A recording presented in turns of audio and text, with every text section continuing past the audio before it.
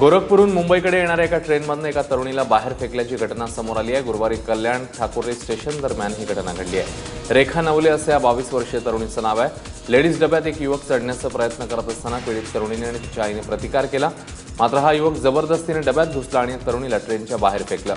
जखमी तरुणीवर कल्याणच्या फोर्टिस रुग्णालयात उपचार सुरू आहेत।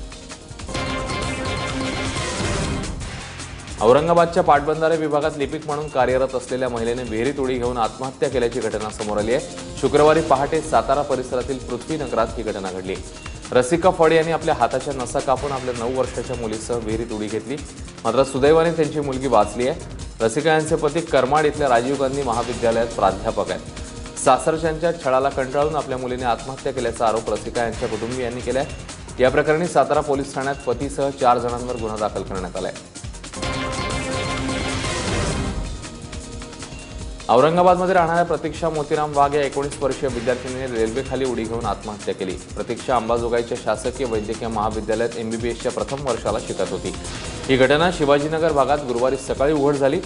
सततचा छळ, चोरीचा आरोप आणि मैत्रिणींकडून होत असलेल्या रॅगिंगला कंटाळून प्रतीक्षाने आत्महत्या केली असं बोललं जात आहे। मैत्रिणींनी रॅगिंग करून माझ्या मुलीला त्रास दिला, त्यामुळे तिने आत्महत्या केली असा आरोप प्रतीक्षाच्या वडिलांनी केला। माझ्या रूममध्ये बघून घ्या तर त्यांनी त्या काढून दिल्या त्या नोट, तर मी म्हणलं की मी नाही आणलेल्या।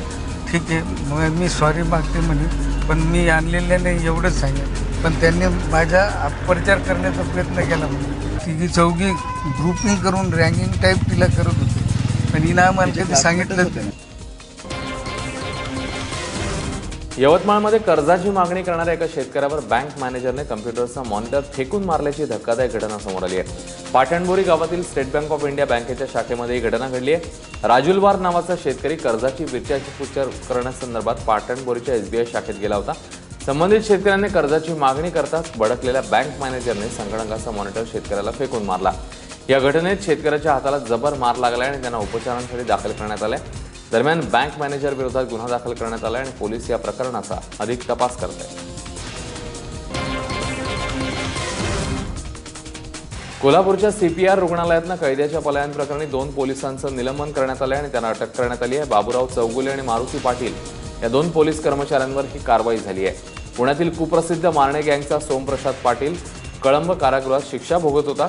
तब्येत बरी नसल्यामुळे त्याला CPR रुग्णालयात दाखल करण्यात आलं होतं। त्याने रुग्णालयातनं पळवण्याचा प्रयत्न केला, मात्र पोलिसांनी पाटीलसह त्याच्या 4 साथीदारांना अटक केली आहे। तसंच बंदोबस्तावरील 2 पोलिसांना निलंबित करून त्यांनाही अटक झाली आहे। किराणा दुकानात गल्ल्यातील पैसे मोजणाऱ्या बाप लेकावर हल्ला करून चोरी केल्याची घटना पुण्यातल्या आंबेगाव जवळ घडली आहे। भारतीय विद्यापीठ पोलीस ठाण्याच्या हद्दीमध्ये असलेल्या कोमल ट्रेडर्स या किराणा दुकानात हे बापलेक गल्ल्यातले पैसे मोजत होते। त्यावेळी 3 अज्ञात चोरट्यांनी कोयत्याने हल्ला करत त्यांना जखमी केलं आणि 7 तोळ्यांची चेन आणि 30,000ची रोकड घेऊन पळ काढला। दुकानातील चोरीचा हा थरार CCTVत कैद झालाय। हल्ल्यात जखमी झालेल्या बापलेकांवर उपचार करून त्यांना घरी सोडण्यात आलं।